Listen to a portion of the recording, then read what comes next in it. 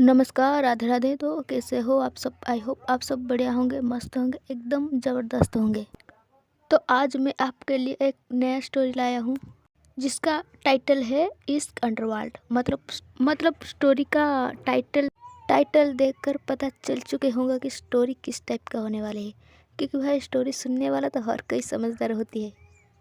बस स्टोरी शुरू करने से पहले एक छोटा सा रिक्वेस्ट, अगर चैनल को पहली बार आ रहे हो तो चैनल को सब्सक्राइब भी कर दीजिएगा और स्टोरी को लाइक शेयर कमेंट भी कर दीजिएगा भाई, ताकि मुझे मोटिवेट मिलेगा। आई होप ये स्टोरी आपको अच्छी लगेगी। तो चलिए चलते हैं स्टोरी की तरफ। हर लड़की का सपना होता है एक नॉर्मल सी ज़िंदगी, घर, फैमिली, थोड़ा सा सुकून। कभी कभी ना हम अपनी मर्ज़ी से कुछ काम करते हैं और कुछ काम मजबूरी से करते हैं। ऐसे ही कुछ होती है ज़िंदगी।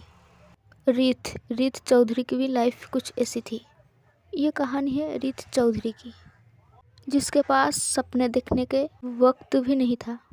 रीत चौधरी एक मिडिल क्लास लड़की, माँ हार्ट पेशेंट, बहन की पढ़ाई की जिम्मेदारी। रीत के घर में सिर्फ 3 लोग थे।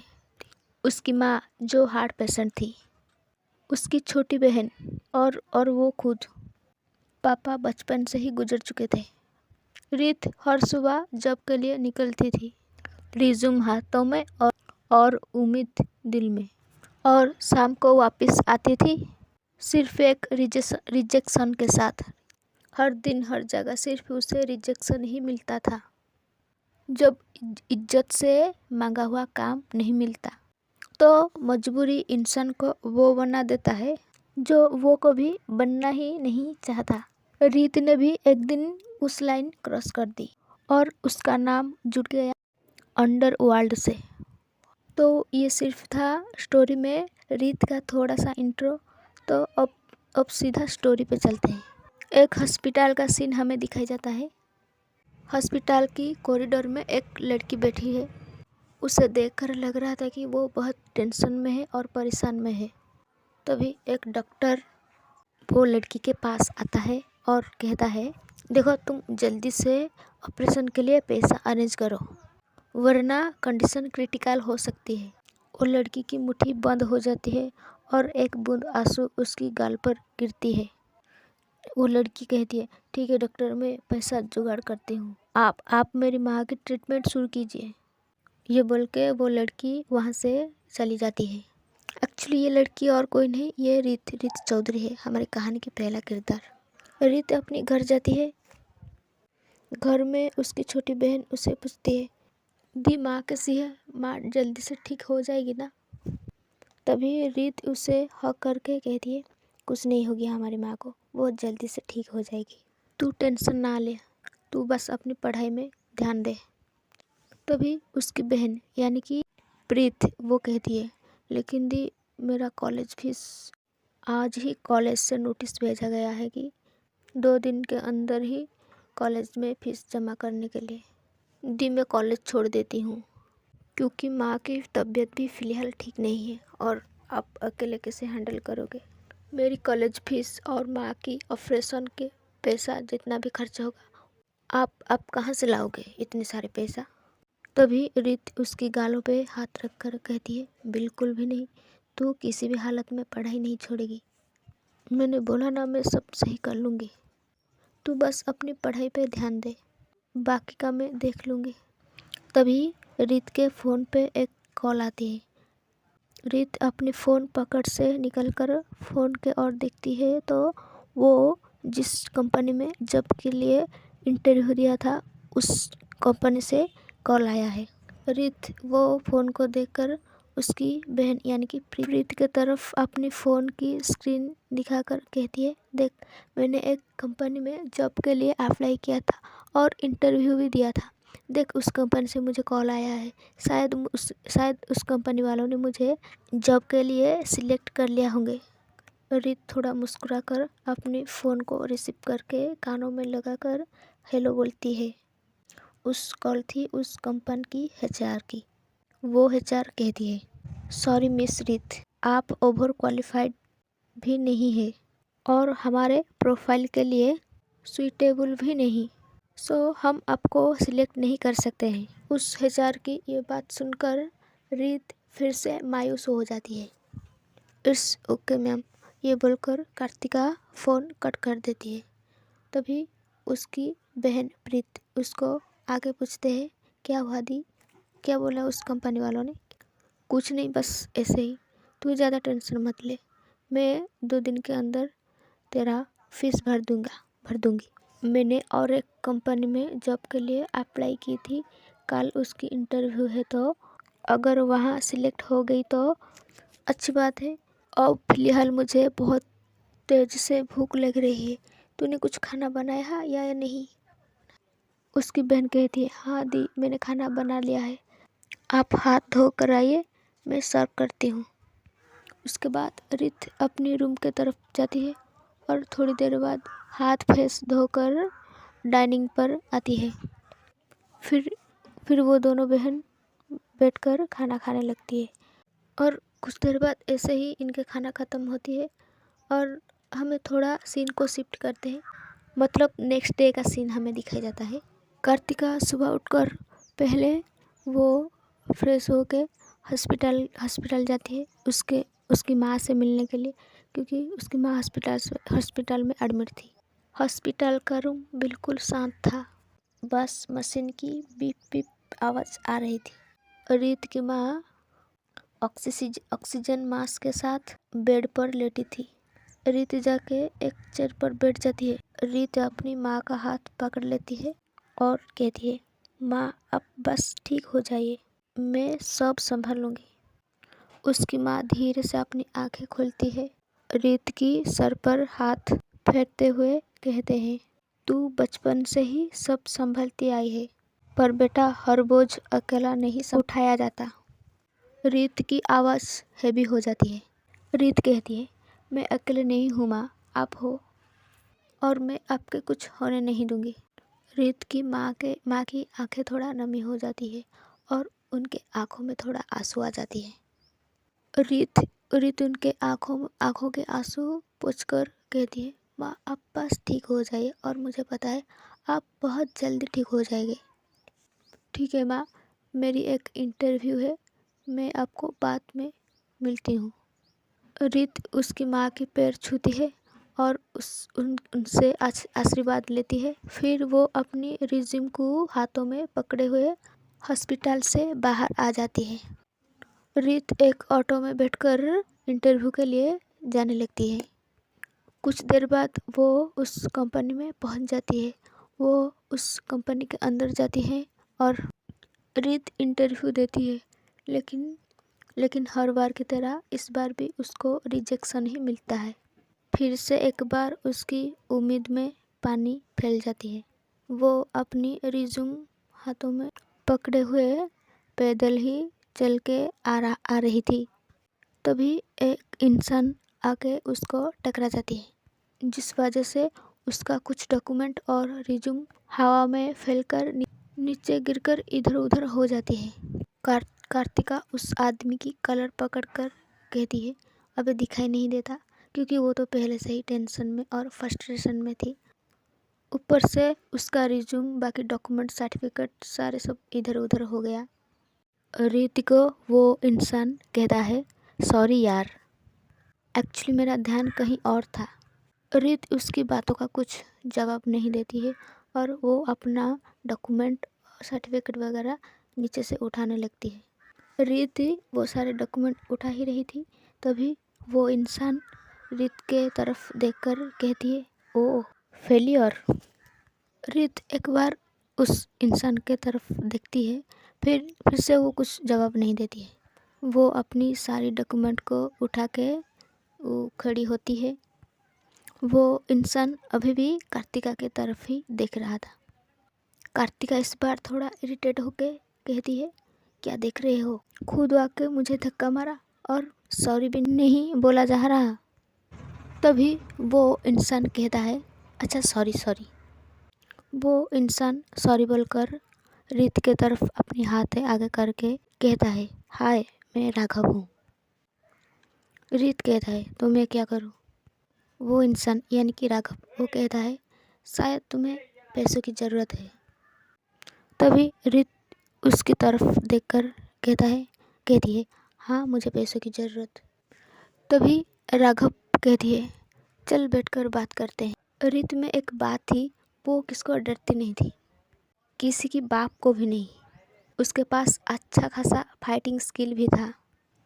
उसके बाद रीत राघव के साथ एक चाय के टपरी पे जाती है और वो दोनों बैठकर वहीं पे चाय पीने लगती है। राघव रीत से पूछते हैं, चल बता क्या परेशानी है, मेरे ऊपर तुम भरोसा कर सकते हो। कभी कभी ना हमारी प्रॉब्लम या हमारी परेशानियाँ कुछ अजनबी से शेयर कर देना चाहिए।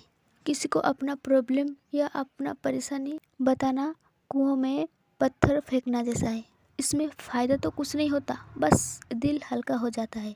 तभी रीत राघव को अपनी सारी बात बताने लगती है। मतलब उसकी माँ के ऑपरेशन के लिए पैसा और उसकी बहन की कॉलेज फीस के लिए पैसा और जॉब में बार बार उसको रिजेक्शन मिलना। राघव उसकी सारी बात सुनने के बाद कहता है, ओ मतलब पैसों की दिक्कत।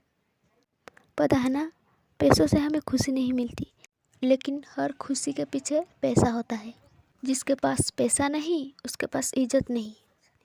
अच्छा हमारे साथ काम करेगी? तभी रीत उसकी आंखों में देखकर पूछती है, कौन सी काम? राघव कहता है, काम रिस्क है लेकिन पैसा अच्छा मिलेगा। रीत पूछती है, कितने? उतना जितने में तुम्हारी माँ की ऑपरेशन और बहन की कॉलेज की फीस जुगाड़ हो जाएगी। रीत तो थोड़ी देर के लिए चुप हो जाती है। रीत कुछ बोलने वाली होती तभी रीत की फ़ोन पे हॉस्पिटल की मैसेज आती है, डिपॉजिट रिक्वायर्ड। रीत उस मैसेज को देखकर अपना आंखें बंद करती है और बिना डरे ही वो राघव से कहते हैं, ठीक है मैं काम करूँगी, सोच ले एक बार, क्योंकि इसमें लोगों को मारना भी होगा। मतलब साम दाम दंड भेद सब कुछ। कभी कभी किसी मासूम की जान भी लेनी पड़ेगी। रीत अपने मन में कहती है, माँ मुझे माफ़ कर दो, मेरे पास और कुछ चारा नहीं है, मैं मजबूर हूँ। ये बोल के वो राघव से कहती है, ठीक है मैं रेडी हूँ, लेकिन मुझे फिलहाल 2 लाख चाहिए मेरी माँ के ऑपरेशन के लिए और मेरी बहन की कॉलेज की फ़ीस के लिए। राघव कहता है, ठीक है। उसके बाद राघव उसे 2 लाख देती है, मतलब ऑनलाइन ट्रांजेक्शन करती है, भाई उसके पास कैश थोड़ी ना है। ठीक है, मुझे तेरी फ़ोन नंबर और घर की एड्रेस बता, मैं शाम को आता हूँ तुझे मिलवाने के लिए, तू जिसके लिए काम करेगी उससे। रीत कहती है, तुम एड्रेस बता दो, मैं टाइम से आ जाऊँगी। राघव कहता है, पक्का? रीत फुल कॉन्फिडेंस के साथ, हाँ पक्का। ठीक है भाई, ये बोल के राघव वहाँ से चली जाती है। उसके बाद रीत हॉस्पिटल आती है और हॉस्पिटल में पैसा डिपॉजिट करती है और डॉक्टर से बात करती है कि डॉक्टर मैंने पैसा डिपॉजिट कर लिया है, आप बस मेरी माँ की जल्दी से जल्दी ऑपरेशन कीजिए। तो ये सीन यही कट करते हैं हम चलते हैं दूसरी तरफ। इस सिटी का सबसे बड़ा मेडिकल कॉलेज हमें दिखाई जाता है। कॉलेज के कैंपस में कुछ बच्चे बैठ रहे थे और बात कर रहे थे और कुछ मस्ती मजाक चल रहा था। कुछ स्टूडेंट इधर उधर भाग रहे थे। वाइट कोट, बुक्स, हंसते हुए ग्रुप। उस भीड़ में एक लड़की थी जो सबसे अलग दिखती थी। Black long kurti, simple silver झुमके, माथे पे छोटी सी बिंदी, लॉन्ग ओपन हेयर जो हल्की हवा में हिल रही थी। उसकी चाल में एटीट्यूड नहीं, ग्रेस था। तो ये है आरोही सिंह, एक पावरफुल पॉलिटिशियन की बेटी। लेकिन कॉलेज कैंपस में सिर्फ ये एक स्टूडेंट, एक जूनियर लड़की स्टेयर्स पर स्लिप हो जाती है। सब देखते रहते हैं, लेकिन आरोही तुरंत दौड़कर जाके, बी केयरफुल, एंकल ट्विस्ट हो गया शायद। वो अपनी दुपट्टा की कन्नर फोल्ड करके टेम्पररी सपोर्ट बढ़ाती है। Junior emotional, thank you ma'am. Aarohi थोड़ा हल्की सी मुस्कुरा के कहती है, डॉक्टर बनने से पहले इंसान बनना ज़रूरी है। तो आज का पार्ट बस इतना ही, मिलते हैं नेक्स्ट पार्ट में। प्लीज़ बता के जाइए स्टोरी कैसे लगा। एक कमेंट तो ज़रूर बनता है भाई, मैं इतना मेहनत कर। नमस्कार, राधे राधे। तो कैसे हो आप सब? आई होप आप सब बढ़िया होंगे, मस्त होंगे, एकदम बिंदास होंगे।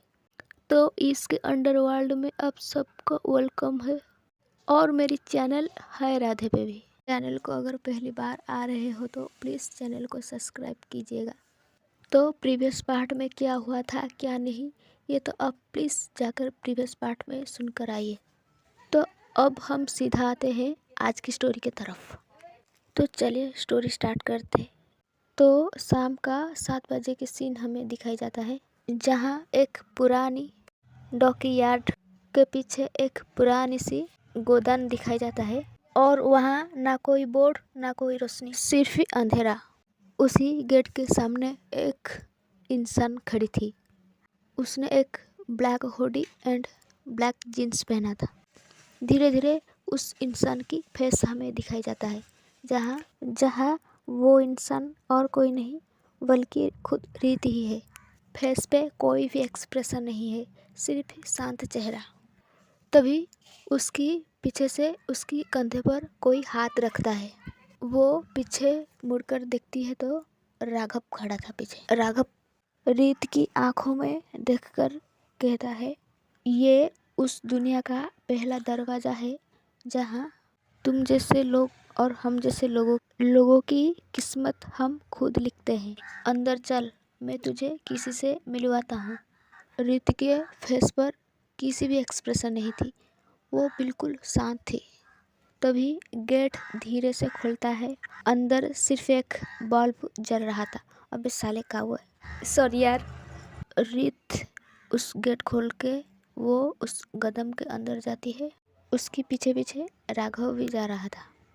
उस अंदर से सिर्फ मिट्टी और तेल की स्मेल आ रहा था। वहाँ 3-4 आदमी खड़े थे, सबके चेहरे सीरियस। एक आदमी आगे बढ़कर कहता है, नाम? रीत बिना डरे बिना घबराए कहती है, रीत चौधरी।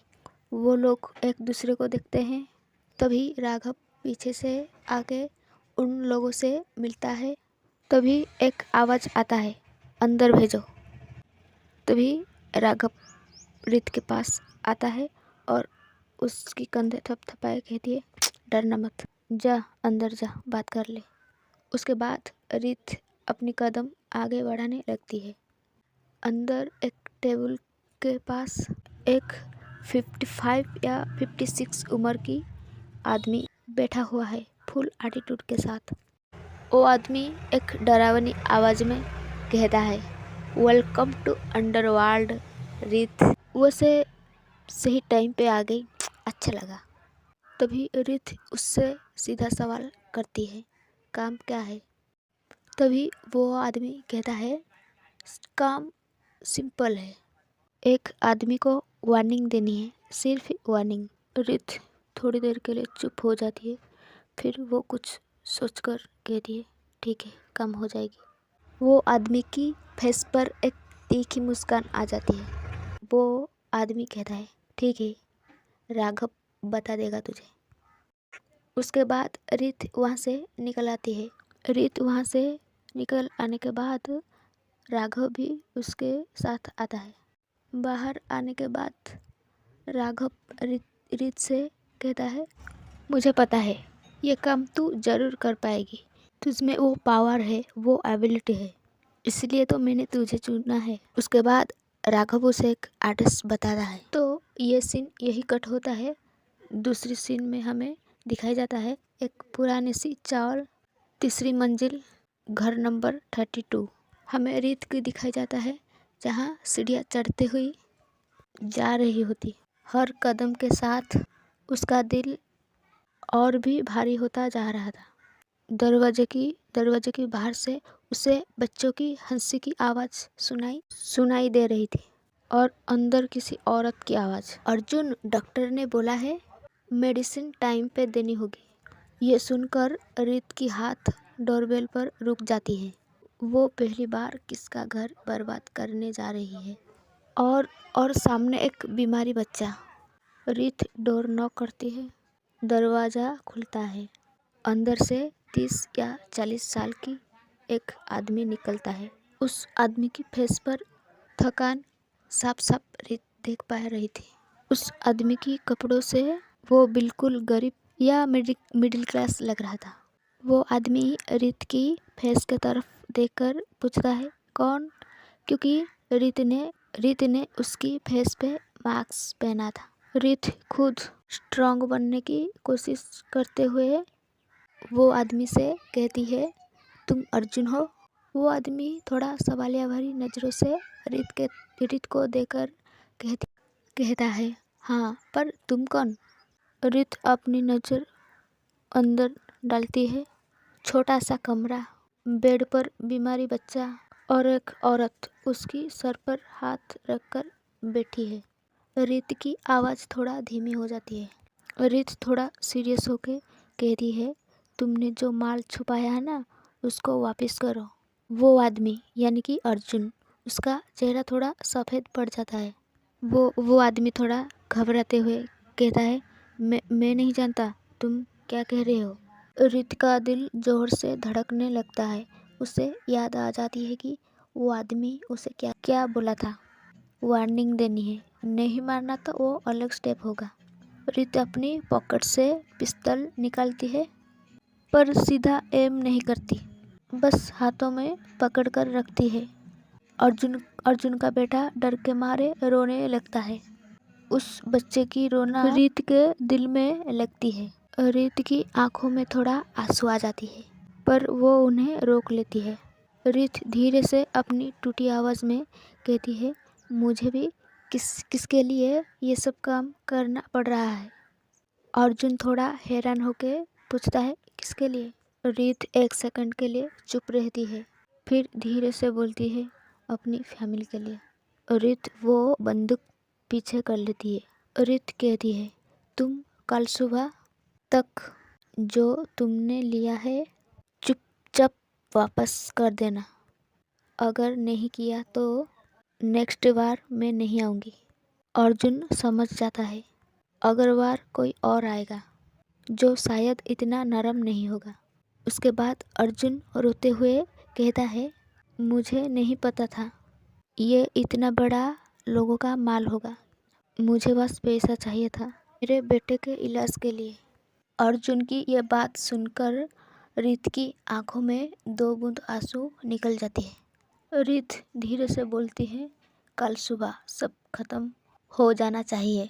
उसके बाद वो पीछे मुड़कर वहाँ से चली जाती है। रीत स्टेयरकेस पर आते ही वो दीवार के साथ लगकर खड़ी हो जाती है। सांस तेज और आंखों से आंसू गिर जाती है। उस रात रीत ने किसको नहीं मारा, लेकिन उसने अपना ही दिल का एक हिस्सा मार दिया। उसके बाद रीत खुद को थोड़ा स्ट्रांग बनाने की कोशिश करते हुए वहाँ से निकलकर बाहर आती है। बाहर आते ही उसका फ़ोन वाइब्रेट होता है। राघव का मैसेज था, काम हो गया विथ क्वेश्चन मार्क। रीत मैसेज देखकर थोड़ी देर चुप रहती है, फिर उसको रिप्लाई देती है, वार्निंग दे दी, कल सुबह तक माल वापस आ जाएगा। थोड़ी देर पर रीत के फ़ोन पे कॉल आता है और वो कॉल था राघव का। रीत फ़ोन रिसीव करके हेलो बोलती है। उधर से राघव स्ट्रीट वॉइस में कहता है, यहाँ भरोसा का सिस्टम नहीं चलता रीत, काम या तो होता है या फिर करवाया जाता है। रीत का जो टाइट हो जाता है। रीत कहती है, हो जाएगा। राघव थोड़ी देर चुप रहता है, फिर कहता है, याद रखना, तुम्हें इस दुनिया में जिंदा रहना है, अच्छा रहना ऑप्शनल है। फिर कॉल कट होता है। रीत फ़ोन को देखते हुए खड़ी रहती है, फिर वो कुछ देर बाद लंबी सांस लेती है और वहाँ से पैदल ही चलने लगती है। पता नहीं कैसे बादल गरजने लगती है और बारिश शुरू होने लगती है। धीरे धीरे बारिश के बूंदे रीत के ऊपर गिर रही थी, लेकिन रीत का पैर नहीं रुकता, वो बस चल पड़ती है। बारिश धीरे धीरे तेज होने लगती है, लेकिन रीत को कोई फर्क नहीं पड़ता। वो भीगी हुई सड़क पे चल रहा था। आज इस शहर में तेज बारिश हो रही थी। रीत अकेली चल रही थी। भीगी सड़क, स्ट्रीट लाइट की हल्की सी रोशनी। उसके दिमाग में हजारों टेंशन चल रही थी। अंडरवर्ल्ड का नया काम, और जब माँ पूछेंगी इतने सारे पैसा कहाँ से लाया मेरे ऑपरेशन के लिए, बहन का फीस, वो क्या बताएगी। बचपन से ही उसने अपनी माँ को झूठ नहीं बोला, तो अब क्या बताएगी। रीति यही सब बारे में सोचकर चल रही थी। तभी एक वाइट कार तेज स्पीड में उसके बिल्कुल पास से गुजरी। कार का साइड मिरर रीत की हाथों से टकरा जाता है। रीत का हाथ थोड़ा सा कट हो जाता है और वाटर स्प्लैश उसके कपड़े पर। रीत गुस्से में चिल्लाती है, ओए दिखाई नहीं देता, अंधा है क्या। तभी कार ब्रेक लगाती है। कार का डोर धीरे से खोलता है। उस कार से एक ब्यूटीफुल एंड प्यारी सी लड़की बाहर निकलती है। उसने एक ब्लैक लॉन्ग कुर्ती पहना था और लंबे बाल भीगी हुई थी, और माथे पे छोटी सी बिंदी और वही सिल्वर झुमका। और मैं क्या बताऊँ, इसकी लुक से ही आप लोग समझ लिए होंगे कि आखिर ये लड़की कौन है। अरे हाँ भाई, ये आरोही है, आरोही सिंह। बारिश और भी तेज होने लगती है। आरोही रीत के तरफ आने लगती है। उसकी चेहरे पर शौक और गिल्टी दोनों थी। रीत ही अभी भी गुस्से में थी, और उसने तो अभी तक आरोही को अच्छे से या ध्यान से नहीं देखा था। आरोही जल्दी से रीत के पास आके आरोही कहती है, आई एम सो सॉरी, मुझे सच में नहीं दिखा क्योंकि बारिश तेज हो रही थी और अभी मुझे देर भी हो रही है घर जाने में, इसलिए मैंने कार स्पीड बढ़ा दिया था। I am so sorry. रीत बिना देखे ही कहती है, लाइसेंस किसने दिया, खिलौना वाली गाड़ी समझकर कार चला रही थी क्या। आरोही धीरे से रीत की उसकी हाथों को पकड़ने की कोशिश करती है। रीत की हाथों से खून निकल रही थी। आरोही थोड़ा घबराते हुए कहती है, रुक जाओ, मैं फर्स्ट एड कर देती हूँ। रीत हाथ झटक देती है, टच मत करो। पर जब रीत आरोही को थोड़ा ध्यान से देखती है तो बस देखती रह जाती है। आरोही के दुपट्टा बारिश में चिपक कर उसकी चेहरे पर आती है, और वो सच में टेंशन से रीत का हाथ देख रही होती। आरोही की फेस को देखकर रीत का गुस्सा थोड़ा सॉफ्ट हो जाती है। आरोही सॉफ्टली कहती है, प्लीज़ हाथ दिखाओ, मैं फर्स्ट एड कर देती हूँ, मैं डॉक्टर हूँ। रीत थोड़ा सार्कास्टिक में कहती है, अच्छा डॉक्टर, लोगों को बचाते हो या फिर गाड़ी से उन्हें उड़ा देते हो। आरोही थोड़ा मुस्कुरा के कहती है, नहीं, सिर्फ बचाती हूँ। अभी तो बारिश भी थोड़ा थोड़ा रुकने लगती है। यार मुझे लग रही है ये दोनों को मिलवाने के लिए ही बारिश हो रही है। चलो छोड़िए, जाने दो। आरोही जब ये लाइन बोलती है, सिर्फ बचाती हूँ, तो कार्तिका थोड़ी देर के लिए चुप हो जाती है। आरोही कार्तिका से कहती है, एक सेकंड, ये बोल के वो भागकर अपनी कार के तरफ जाती है, और कार से वो एक फर्स्ट एड बॉक्स लेके फिर से वो रीत के पास आती है। आरोही बहुत ही केयरफुली से रीत के हाथों को फर्स्ट एड करने लगती है। रीत थोड़ा मुस्कुरा के कहती है, अरे रहने देती, मुझे आदत है, छोटी मोटी चोटों से फ़र्क नहीं पड़ता। आरोही थोड़ा सॉफ्टली कहती है, पर मुझे फ़र्क पड़ता है क्योंकि मेरी वजह से तुम्हारी चोट आई है हाथों में। मेरी वजह से किसको थोड़ा सा भी तकलीफ़ होता ना तो मुझे बहुत फ़र्क पड़ता है। रीति एक बार आरोही के आंखों में देखती है तो उसकी आंखों में उसकी मासूमियत झलक रही थी। पता नहीं क्यों आरोही के फेस पे एक प्यारी सी मुस्कान आ जाती है, और ये स्माइल बिल्कुल रियल थी भाई, कोई फेक नहीं थी। आरोही बैंडेज बांधकर धीरे से फूंक मारती है। आरोही को ऐसा करता हुआ देखकर रीत थोड़ा सरप्राइज होती है। आरोही थोड़ा मुस्कुरा के कहती है, एक्चुअली मुझे बचपन से आदत है, जब किसी को चोट लगती थी तो मैं ऐसे ही करती थी। आरोही की ये बातों से रीत थोड़ा मुस्कुरा देती है। रीत धीरे से कहती है, थैंक्स। रीत कहती है, ठीक है जाओ, तुम्हें देर हो रही थी ना। आरोही कहती है, हाँ, पर तुम्हें कहाँ जाना है, चलो मैं तुम्हें ड्रॉप कर देती हूँ। एक्चुअली आरोही एक डॉक्टर थी, यानी कि वो डॉक्टर इंटर्नशिप कर रही थी, मतलब वो आधा ही डॉक्टर रही। वो पहली बार किसके साथ खुल मिल जाती थी, लेकिन इतना भी नहीं। उसकी वजह से रीत की हाथों पे चोट आई है, इसलिए वो बस गिल्टी में थी। इसलिए वो रीत की मदद करके उसको उसके घर पे उसको लिफ्ट देना चाहती थी। रीत कहती है, नहीं मेरी घर बस थोड़ी ही देर में आ जाएगी, अब चले जाइए, मैं चले जाऊंगी पैदल ही। नमस्कार, राधे राधे। तो कैसे हो आप सब? आई होप आप सब बढ़िया होंगे, मस्त होंगे, एकदम बिंदास होंगे। और welcome to my channel hi Radhe. और कहानी कैसी लग रही है? तो स्टोरी की प्रीवियस पार्ट में क्या हुआ था क्या नहीं, ये तो आप जाकर प्लीज़ प्रीवियस पार्ट में सुनकर आइए। तब तक हम आज की स्टोरी की तरफ चलते हैं। तो प्रीवियस पार्ट की लास्ट सीन में कुछ यूँ हुआ था कि जो आरोही रीत से कहती है, तुम मेरे साथ कार में बैठो, मैं तुम्हें तुम्हारे घर पे ड्रॉप कर देती हूँ। लेकिन रीत ने उसे ये बोल के मना कर दिया था कि मेरी घर यहाँ से थोड़ी ही दूर, मैं पैदल ही चली जाऊँगी। तो इसकी लास्ट सीन यही था। तो आज की स्टोरी स्टार्ट करते हैं जहाँ से ख़त्म किया था, वही से स्टार्ट करते हैं। आरोही कहती है, अच्छा ठीक है, ये बोल के आरोही अपनी कार के तरफ बढ़ने लगती है। जब आरोही प्रॉपर कार के पास आ जाती है, तभी वो कुछ सोचकर फिर से पीछे मुड़कर वहाँ देखने लगती है जहाँ रीत अभी खड़ी थी। लेकिन जब वो पीछे मुड़ के देखती है तो वो थोड़ा शॉक हो जाती है, क्योंकि रीत वहाँ थी ही नहीं। आरोही अपनी मन में कहती है, अरे ये इतनी जल्दी कहाँ चली गई? मैंने तो उसकी नाम पूछना ही भूल गई। तभी आरोही खुद से ही कहती है, अरे तू भी ना आरोही, क्या करेगी उसकी नाम जानकर? तुझे अभी डर हो रही है तो घर चलना। ये बोल के आरोही अपनी कार की डोर ओपन करती है। वो कार के अंदर बैठने के बाद कार को स्टार्ट करती है और वहाँ से चल जाती है। अब आते हैं दूसरे और कार्तिका की तरफ, जो कि वो वहाँ से सीधा हॉस्पिटल पहुँचती है। कपड़े भीगी हुई, वही हाथों पे बैंडेज और दिल में हजार डर। हॉस्पिटल में आईसीयू के बाहर रीत की बहन खड़ी हुई थी।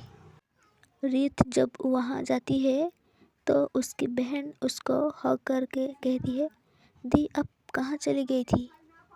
और अंदर माँ की ऑपरेशन चल रही है, हमारी माँ ठीक तो हो जाएंगे ना? तभी रीत अपनी बहन की दोनों गालों को अपने हाथों में थम कर कहती है, बिल्कुल ठीक हो जाएंगे हमारी माँ, तू चिंता मत कर। और हाँ, मैंने तेरी कॉलेज की फीस भी भर दिया है, अब तुझे चिंता करने की कोई ज़रूरत नहीं। इधर आईसीयू के बाहर रेड लाइट जल रही होती, ऑपरेशन गोइंग ऑन। रीत चुपचाप बेंच पर बैठ जाती है और हाथ जोड़कर अपनी माँ के लिए दुआ करने लगती है। उसे पहली बार डर लग रहा था। डर इस बात का नहीं था कि उसने गलत रास्ता चुना, डर इसी बात का था कि कहीं वो अपनी माँ को ना खो दे। कुछ देर बाद ऑपरेशन थिएटर की दरवाज़ा खुलता है, डॉक्टर बाहर आता है। रीत और उसकी बहन दोनों खड़े हो जाती है, आँखों में सवाल। डॉक्टर मुस्कुराता है, फिर डॉक्टर कहता है, ऑपरेशन सक्सेस रहा, अभी डेंजर से बाहर है, आप अपनी माँ से मिल सकते हो। रीत और उसकी बहन की आंखों में आंसू आ जाती है, पर इस बार खुशी का। रीत धीरे धीरे आईसीयू में जाती है। माँ बेड पर लेटी है, वीक स्माइल। उसकी माँ हल्की सी आंखें खोलकर कहते हैं, रीत तू ठीक तो है ना? रीत अपनी हाथों की बैंडेज छुपाते हुए कहती है, हाँ माँ, मैं बिल्कुल ठीक हूँ। उसकी माँ धीरे से उसकी गालों छूती है और कहते हैं, तू थक गई जिंदगी से लड़ते लड़ते। उसकी माँ की बात सुनकर रीत की आंखों से आंसू गिर जाती है। रीत कहती है, बस माँ, आप ठीक हो जाइए। फिर मैं कुछ नहीं मांगूंगी। उसकी माँ हल्का सा मुस्कुरा कर कहती है, बस तू अच्छी इंसान बनकर रहना, बाकी बाकी सब मैं संभाल लूँगी। ये लाइन रीत की दिल को चुभ जाती है। उसे लगता है जैसे माँ को अंदाजा हो गया है कि रीत कुछ गलत रास्ते पर चल पड़ी है। रीत अपना सर माँ के हाथों पर रख देती है और कहती है, मैं कोशिश करूँगी माँ, मैं वादा करती हूँ। कुछ देर बाद रीत आईसीयू से बाहर आ जाती है। उसकी आंखों में थोड़ा रिलीफ है, पर चेहरा पर गिल्टी का शैडो भी। रीत सीधा जाके डॉक्टर से बात करती है कि हम माँ को कब यहाँ से घर ले जा सके। डॉक्टर उसे बताता है कि कल तुम उन्हें घर ले जा सकते हो। ठीक है डॉक्टर, ये बोल के रीत हॉस्पिटल से बाहर आती है।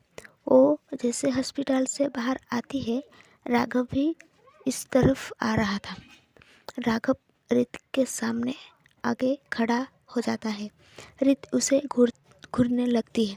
राघव कहता है, अरे भाई, मुझे इस तरह से घूरना बंद कर। रीत उसे पूछती है, तू यहाँ? राघव कहता है, रिलैक्स, मैं आंटी से मिलने आया हूँ। आज उनकी ऑपरेशन हुआ है ना, सो एंड बी रिलैक्स, मैं कुछ नहीं बताऊँगा यार, मैं इतना भी कमीना नहीं हूँ। उसके बाद राघव जाके सीधा रीत के माँ से मिलती है और उसकी बहन भी हुई थी, तो उसकी बहन से भी बोलती है, तो तुम रीत की बहन हो। और रीत की माँ से कहती है, आंटी मैं राघव हूँ, रीत का दोस्त। रीत की माँ थोड़ा सवालिया भरी नज़रों से रीत के तरफ देखती है और पूछते हैं, बेटा, मैंने तो कभी इसको तेरे साथ दोस्त हुआ नहीं देखा, ये तेरी कौन सा दोस्त है? तभी राघव थोड़ा मुस्कुरा के कहता है, आंटी हम बस अभी अभी दोस्त बने, मतलब अब बस 2 या 3 दिन होगी हम दोस्त बनने में। तभी रीत थोड़ा शांत आवाज़ में कहती है, माँ ये मेरी दोस्ती ही है। तभी रीत की माँ कहती है, अच्छा ठीक है बेटा। तभी रीत राघव का हाथ पकड़ के उसे आईसीयू से बाहर लाने लगती है। रीत उसे आंखें दिखाते हुए कहती है, पागल है क्या तू? अगर थोड़ी देर और वहाँ रुकता ना, तो पक्का मेरी माँ को शक हो जाता। तभी राघव कहता है, अच्छा सॉरी, लेकिन एक और काम है। रीत कहती है, ठीक है, लेकिन आज नहीं, कल। कहती है और कुछ नहीं कहता है। वो कहता है, अच्छा ठीक है, वैसे तेरी फ़ोन नहीं लग रहा था, इसलिए मुझे यहाँ आना हुआ। अच्छा ठीक है, कल मिलते हैं, ध्यान रखना अपना और माँ का। ये बोल के राघव वहाँ से चली जाती है। फिर तो हम कहानी को थोड़ा आगे लेते हैं, मतलब इसका नेक्स्ट डे का सीन दिखाया जाता है। नेक्स्ट डे एक ट्रैफिक का सीन हमें दिखाया जाता है। सिग्नल पे गाड़ियों की लाइन लगी हुई थी, हॉर्न, लोगों का शोर, और भाई उस ट्रैफिक के बीच थी हमारी आरोही की कार, और आरोही उस कार के अंदर बैठी थी और उसकी साइड में बैठा है उसका बड़ा भाई, थोड़ा ओवर प्रोटेक्टिव टाइप। आरोही विंडो से बाहर देख रही होती, तभी उसकी नज़र जाती है साइड वाली लैन पर। वहाँ थी रीत बाइक पे बैठी है, white casual shirt, light blue jeans, हाथ पे वही बैंडेज, और रीत के पीछे बैठा है राघव। रीत को देखकर वो के मन में कहती है, अरे ये तो वही है, मतलब कैसी इंसान है, इसके हाथ पे चोट लगी है और ये बाइक चला रही है। आरोही रीत के तरफ ही देख रही होती, उसका ऑरा कुछ अलग ही था, मतलब पूरे एटीट्यूड के साथ वो बाइक पे बैठी है। तभी उसकी बड़ी भाई की नज़र जाती है आरोही पर। वो आरोही से पूछती है, आरोही उधर क्या देख रही है इतनी ध्यान से? आरोही थोड़ा ऑकवर्ड हो जाती है, साइड ग्लास से रीत को देखती रहती है। आरोही जल्दी से बोलती है, आरोही कहती है, कुछ नहीं, मैं बस बाइक की कलर देख रही थी। आरोही की ये बात सुनकर उसकी भाई हंसी दबाते हुए कहती है, बाइक का कलर कब से इतना इंटरेस्टिंग हो गया? आरोही झल्लाकर, तुम चुप रहो ना। इधर रीत भी सिग्नल पर खड़ी थी। राघव रीत के हाथों का बैंडेज देखकर कहता है, कल रात फाइट हो गई क्या? किसने हीरो बनने को बोला था?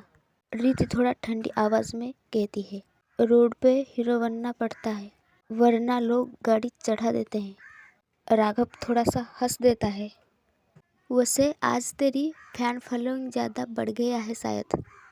रीत थोड़ा कंफ्यूज होके कहती है, क्या? राघव आंखों से इशारा करता है आरोही के तरफ। रीत साइड में देखती है और उसकी नज़र सीधा आरोही के नज़र से मिल जाती है। 1 सेकंड का ऑकवर्ड आई कांटेक्ट हो जाती है। आरोही जल्दी से विंडो से नीचे झुक जाती है, जैसे कि वो कुछ देखा नहीं। ये देखकर रीत हल्का सा मुस्कुरा देती है।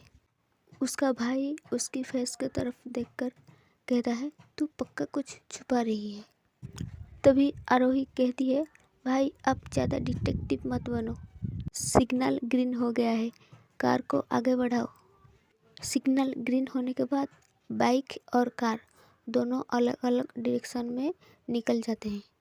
रीत थोड़ा पीछे मुड़कर देखती है, आरोही का कार डोर से चेहरा दिख रहा होता।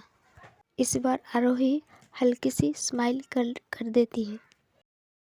नमस्कार, राधे राधे। तो कैसे हो आप सब? आई होप आप सब बढ़िया होंगे, मस्त होंगे, एकदम बिंदास होंगे।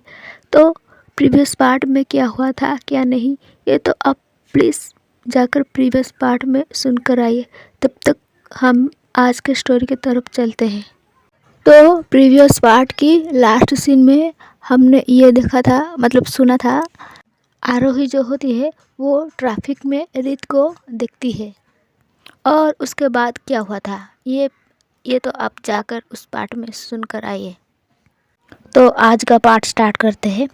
तो हमें दोपहर का टाइम दिखाया जाता है। उस टाइम दोपहर मतलब 2 बजे, दोपहर के 2 बजे थे। सड़क पर लोग पसीने में भीगे, हॉर्न की आवाज़, ट्रैफिक का शोर, एक पुराना वेयरहाउस या अड्डा कह सकते हो। अंदर हाल्फ अंधेरा और हाल्फ रोशनी, और एक सीलिंग फैन धीरे धीरे ऊपर घूम रहा था। वहाँ रीत खड़ी थी, simple white shirt and light blue jeans, चेहरा काल्म, आंखों में थकान और जिम्मेदारियाँ। और उसके सामने उसका बस खड़ा है, मतलब अंडरवर्ल्ड हैंडल टाइप। वो अपनी फ़ोन बंद करता है। उसका बॉस सीरियस टोन में उसे कहता है, काम रिस्क है रीत, दिन का टाइम है, पुलिस हर जगह होगी। रीत थोड़ी देर चुप रहती है, फिर से उसकी बॉस कहता है, एक गाड़ी है, उसके अंदर एक बैग, वो बैग गलत हाथों में चला गया तो हमारा पूरा सिस्टम हिल जाएगा। तभी रीत धीरे से बोलती है, लोकेशन बोलो। उसकी बॉस थोड़ा हैरान होता है रीत की इतनी कॉन्फिडेंस बात सुनकर, लेकिन वो कुछ नहीं कहता है। उसके बाद उसकी बॉस बताता है, गाड़ी जंक्शन के पास रुकेगी, 5 मिनट के अंदर बैग चाहिए, no blood no drama, public place पर मिशन। तो ये सीन यही कट होता है। हमें इसके बाद के सीन दिखाया जाता है। बिजी जंक्शन, दोपहर की धूप, लोग छत्ता दुपट्टा से चेहरा छुपा रहे थे। तभी एक ब्लैक कार सिग्नल पर रुकती है। रीत बाइक पर स्लो मोशन में एंट्री करती है, हेलमेट के अंदर उसकी आंखें फोकस्ड। रीत अपनी बाइक साइड में रुकती है, जैसे नॉर्मल ट्रैफिक, सिग्नल रेड। रीत अपनी बाइक से उतरती है, एक कार के पास जाकर ड्राइवर से रीत अपनी आवाज़ बिल्कुल नॉर्मल करके कहती है, भैया टायर से आवाज़ आ रहा है। उसके बाद वो ड्राइवर थोड़ा कंफ्यूज्ड हो गए। वो अपनी कार की विंडो नीचे करता है। तभी रीत 1 सेकंड में अंदर से हाथ डालकर बैक सीट से बैग खींच लेती है। ड्राइवर चिल्लाता है, अरे तभी सिग्नल ग्रीन हो जाता है। रित ऑलरेडी बाइक पर है। तभी वहाँ से रित की बाइक फुल स्पीड में निकल जाती है। लोग सिर्फ ही इतना देख पाते हैं, एक लड़की वाइट शर्ट में ट्रैफिक के बीच से गायब हो जाती है। वो कार, जिस कार से रित बैग खींच कर लाया था, वो कार थोड़ा पीछे आती है। वो कार रित की बाइक को फॉलो करने लगती है, लेकिन रित एक गली में जाके घुस जाती है। उस कार से 2 आदमी उतरकर रित की पीछा करने लगती है। तभी एक आदमी रित का हाथ पकड़ने की कोशिश करता है, लेकिन रित का क्विक मूव में उसका हाथ ट्विस्ट करता है और वो चीख के गिर जाता है। उसके बाद रित वहाँ से भागते हुई बाइक तक पहुँच जाती है, हेलमेट पहनती है और निकल जाता है। रित वहाँ से सीधा वेयरहाउस के पास आती है। उसके बाद वो बैग उसकी बॉस को देती है। उसकी बॉस फुल इम्प्रेस्ड होकर कहता है, आज के बाद सिर्फ काम करने वाली नहीं, मेरी टॉप प्लेयर है तू। रित कुछ नहीं कहती है, बस एक लंबी सांस लेती है। वो अपनी पसीने पोंछती है। थकान पर आंखों में मजबूरी थी रित की। तो ये सीन यही कट होती है। हम चलते हैं दूसरे तरफ। एक सिटी हॉस्पिटल की इंटर्नशिप वार्ड हमें दिखाई जाता है।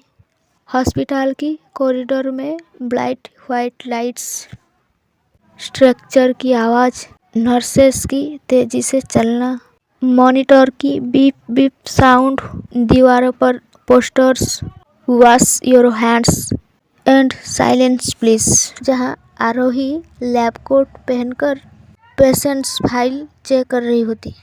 चेहरे पर सीरियसनेस, आंखों में सॉफ्टनेस। तभी एक इंटर्न सीनियर लड़का आरोही के पास आता है, कॉन्फिडेंट, थोड़ा स्टाइलिश। वो लड़का आरोही से कहती है, आरोही कॉफ़ी ब्रेक, आज तुम बहुत फोकस्ड लग रही हो।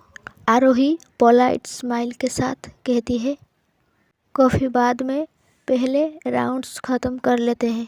वो लड़का कहता है, ओके।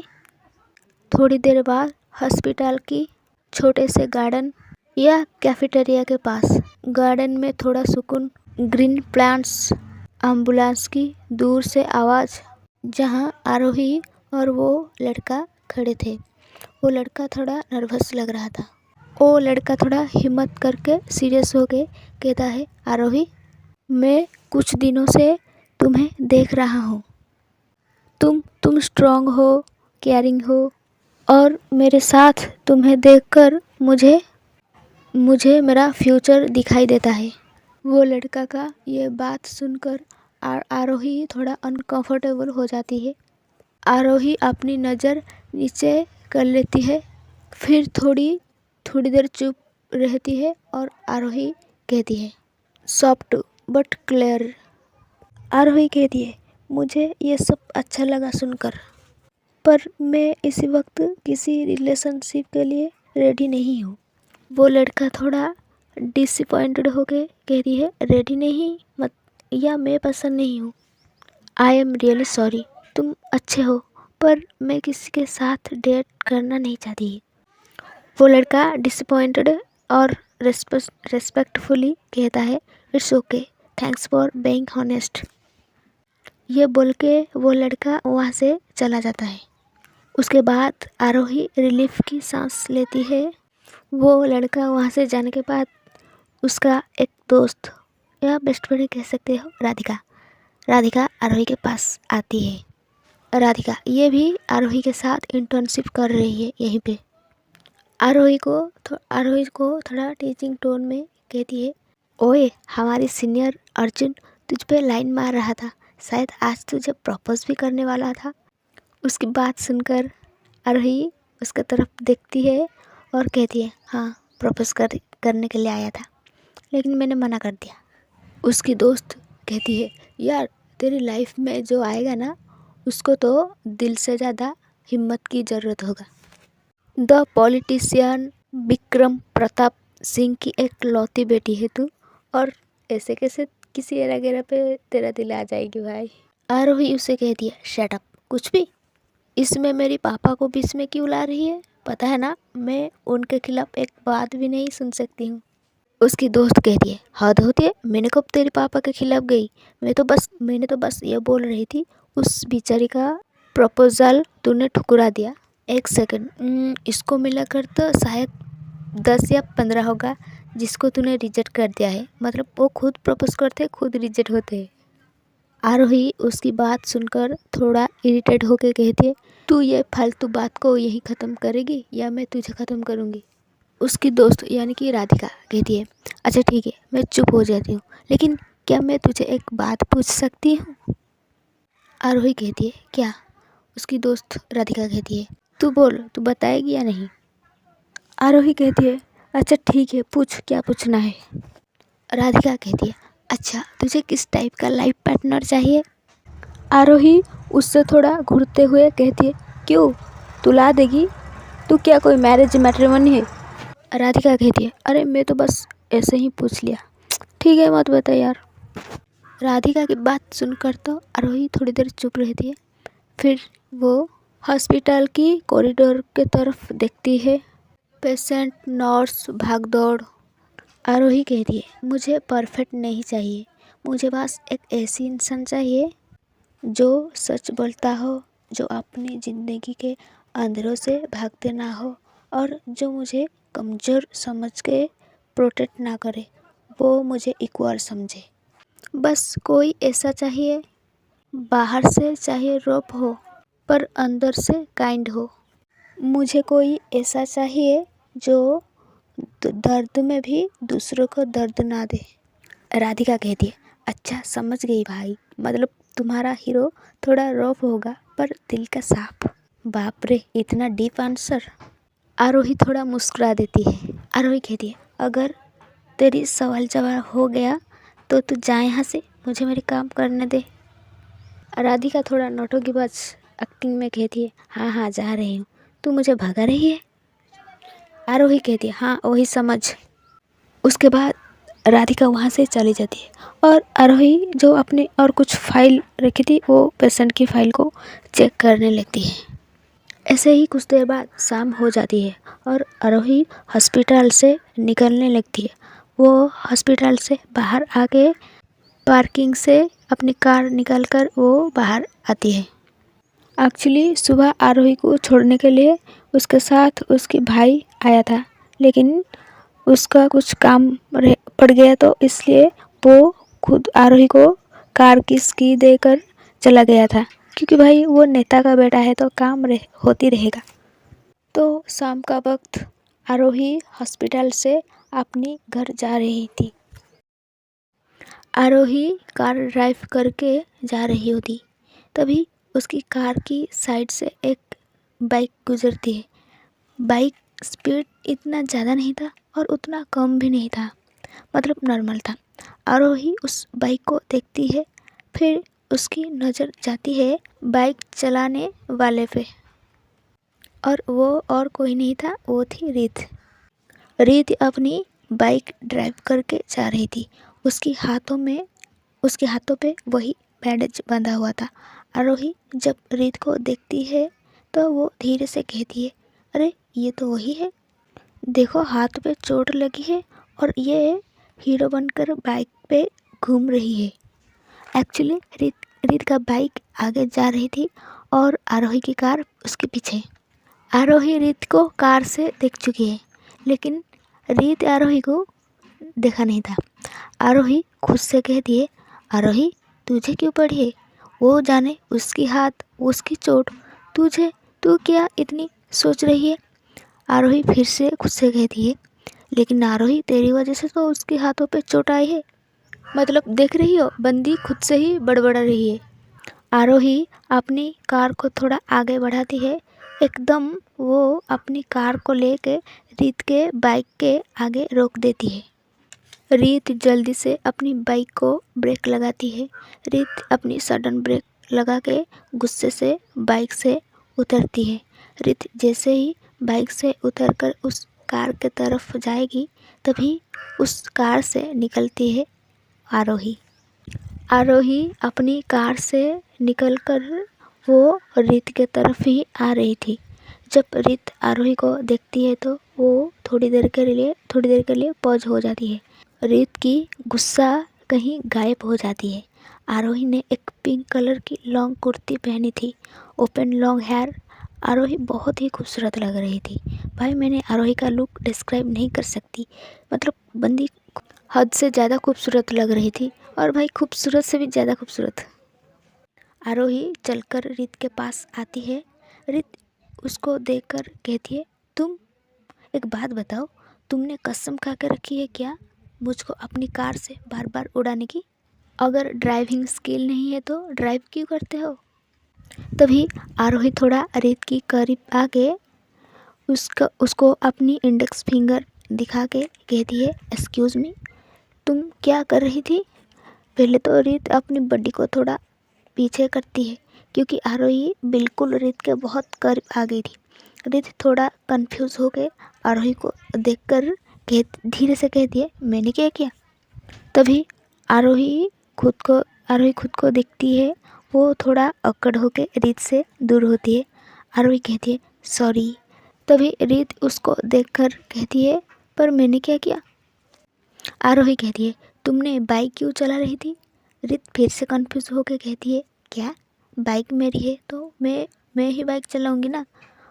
आरोही कहती है, रियली? मुझे लगा ये बाइक तुम रेंट पे ला के चला रहे हो। आरोही कहती है, तुम्हारे हाथ पे चोट लगी है और तुम बाइक ड्राइव कर रहे हो, पता है ना चोट गहरी भी हो सकती है।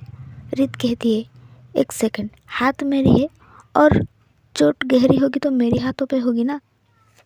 आरोही कहती है, हाँ लेकिन गिल्टी मुझे होगी। एक पल के लिए दोनों साइलेंट। आरोही कहती है, मैंने उस दिन बोली थी ना, अगर कोई मेरी वजह से हर्ट होती है तो मुझे बहुत बुरा लगता है, और मेरी वजह से तुम्हारी हाथ पे चोट लगी है, सो बस इसलिए मैंने बोल रही थी। रीत थोड़ी देर चुप रहकर कहती है, इट्स ओके। आरोही पूछती है, वैसे अभी हाथ कैसी है? रीत, हाँ ठीक है। आरोही, तुमने बैंडेज चेंज की? रीत कहती है, नहीं। आरोही पूछते है, क्यों? रीत कहती है, बस ऐसे ही। आरोही 1 मिनट बोल के अपनी कार के तरफ जाती है और वहाँ से एक फर्स्ट एड बॉक्स लेके फिर से रीत के पास आती है और कहती है, लाओ मैं बैंडेज चेंज कर देती हूँ। रीत कहती है, नहीं रहने दो। आरोही कहती है, प्लीज़। एक्चुअली आरोही इतने प्यार से कहती है तो रीत दोबारा मना नहीं कर पाती। उसके बाद आरोही धीरे से रीत के हाथों से बैंडेज खोलने लगती है। आरोही रीत के बैंडेज खोल रही थी तभी रीत थोड़ा मजाक में कहती है, तुम बाद में डॉक्टर बनना, पहले मेरे पर्सनल नर्स बन जाओ। आरोही भी थोड़ा स्माइल करके कहती है, अभी तो इंटर्नशिप चल रही है, फ्री सर्विस है, यूज़ कर लो। रीत धीरे से मुस्कुरा देती है। आरोही बैंडेज खुलते हुए कहती है, वैसे तुम्हारा नाम क्या है? सो भाई आज का स्टोरी बस यहीं तक। मिलते हैं नेक्स्ट पार्ट में, और नेक्स्ट पार्ट में जानेंगे कि रीत आरोही को उसकी नाम बताती है या नहीं। और भाई स्टोरी कैसी लग रही है ये तो बता के जाओ। नमस्कार, राधे राधे। तो कैसे हो आप सब? आई होप आप सब बढ़िया होंगे, मस्त होंगे, एकदम बिंदास होंगे। तो प्रीवियस पार्ट में क्या हुआ था क्या नहीं, ये तो आप जाकर प्लीज़ प्रीवियस पार्ट में सुनकर आइए। तब तक हम चलते हैं आज के स्टोरी की तरफ। तो प्रीवियस पार्ट का लास्ट सीन कुछ यूँ था, मतलब जो आरोही होती है वो रीत से उसकी नाम पूछती है। तो चलिए आज देखते हैं रीत आरोही को उसकी नाम बताती है या नहीं। तो जहाँ से ख़त्म हुआ था वहीं से स्टार्ट करते हैं। तो आरोही रीत से कहती है, वैसे तुम्हारे नाम? रीत 1 सेकंड चुप हो जाती है, फिर हल्का सा हंसी के साथ कहती है, नाम से क्या फ़र्क पड़ता, लोग याद रहता है, नाम नहीं। वैसे नाम जानना ज़रूरी है क्या? तभी आरोही कहती है, ज़रूरी नहीं होता, पर लोगों को नाम से बुलाना इजी होता है। उसके बाद रीत कुछ नहीं कहती है, एक छोटा सा साइलेंस। उसके बाद आरोही एक स्माइल के साथ कहती है, वैसे मेरा नाम आरोही है। रीत तुरंत रिएक्ट करती है। रीत कहती है, मैंने तो पूछा नहीं, फिर तुमने बताया क्यों? आरोही हॉनेस्टली बोलती है, कभी कभी बिना पूछे भी कुछ बता देना अच्छा लगता है, जैसे पहली बार किसी से मिलते वक्त अपना फेवरेट कलर बता देना। रीत आईब्रो उठाकर कहती है, तुम लोगों के पास एक्स्ट्रा फीलिंग्स होती है क्या? मैं तो बिना वजह कुछ नहीं बताती।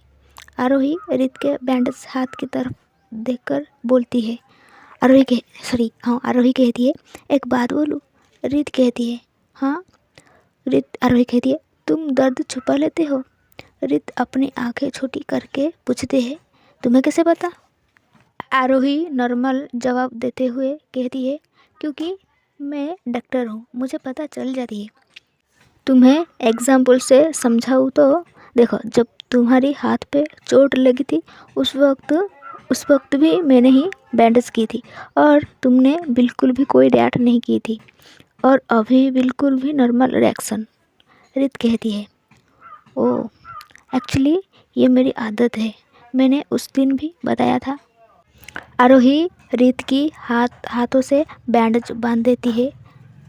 रीत जाके अपनी बाइक पे बैठ जाती है और कहती है, तुम्हारी नाम आरोही है, याद रहेगा। ये बोल के रीत अपनी बाइक स्टार्ट करती है। तभी आरोही पूछते है, और तुम्हारा? रीत कहती है, नाम बाद में।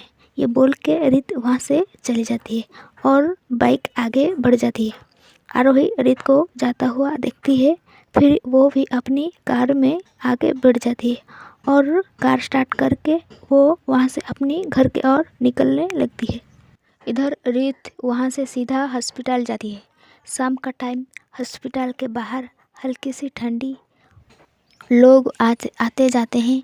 रीत गेट के पास खड़ी है, हाथ पर बैंडेज। उसकी बहन उसकी माँ का कुछ मेडिसिन वगैरह पकड़ के खड़ी हुई है। तभी एक नर्स एक व्हीलचेयर को आगे करती है और कहती है, आंटी ध्यान रखिए, टाइम पर दवा लेना, ज़्यादा थकान नहीं। रीत की माँ हल्का सा मुस्कुराकर हाँ में सर हिलाती है।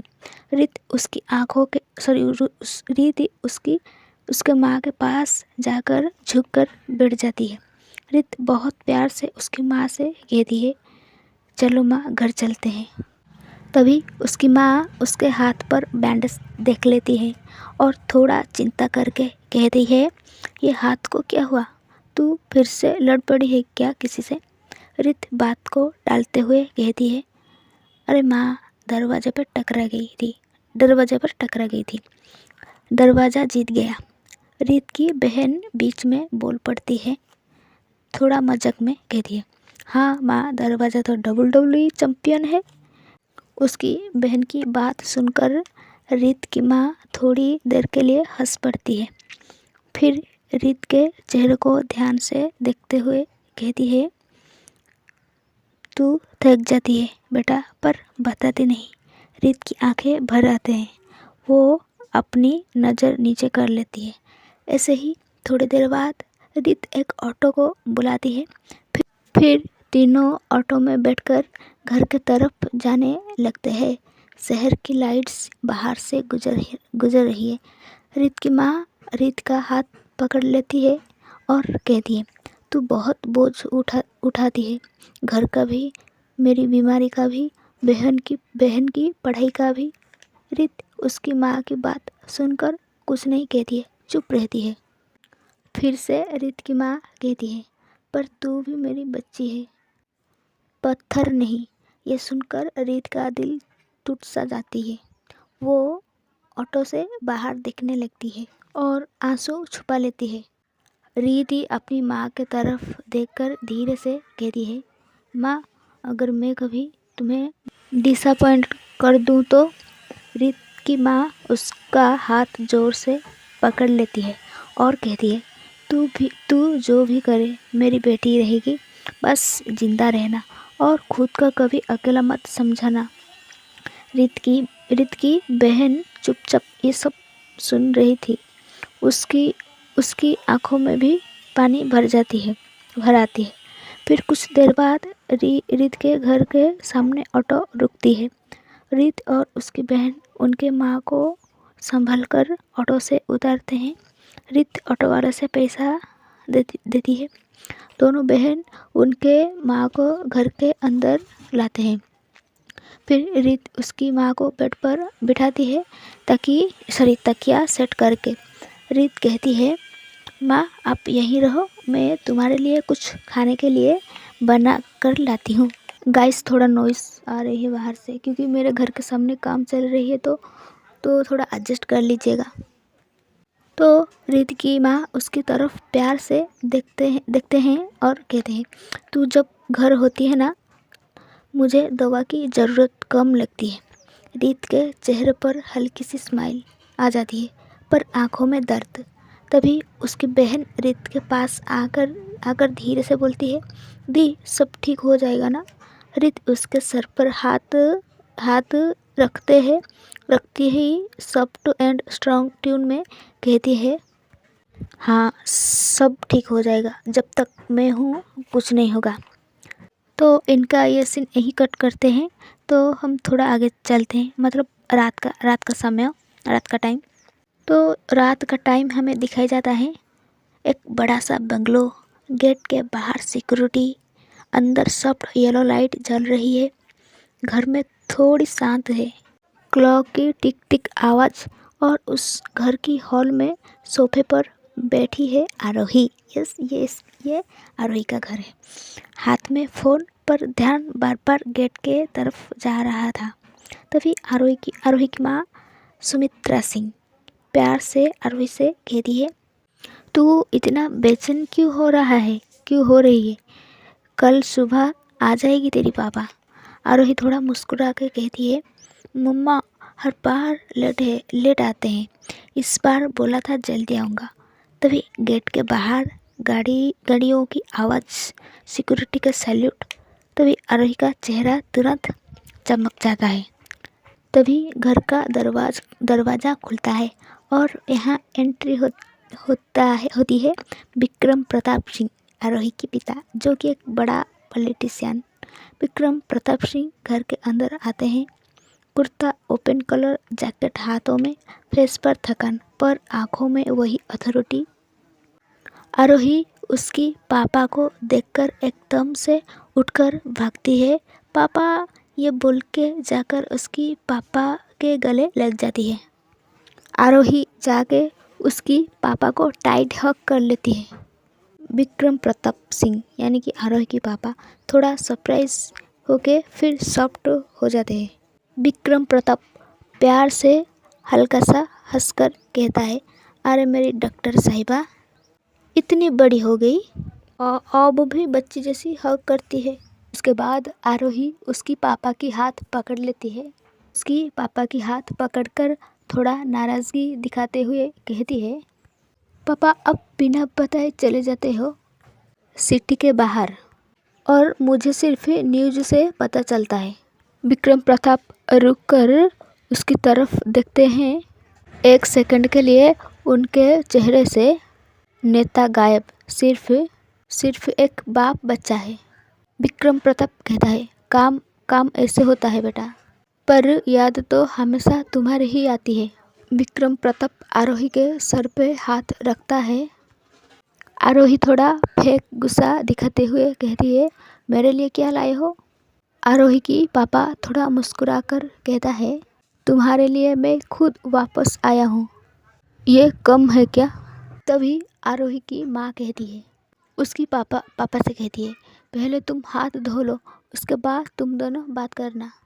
उसके बाद आरोही के पापा वहाँ से मतलब उनके रूम की तरफ जाते हैं, और जाते जाते एक बार पीछे मुड़कर आरोही की तरफ देखते हैं। आरोही के पापा सॉफ्ट ट्यून में कहता है, तुम्हारी ख्याल रखती रहना, शहर संभालना मेरा काम है, तुम संभालना मेरी जिम्मेदारी। आरोही उनके बात सुनकर थोड़ा इमोशनल हो जाती है।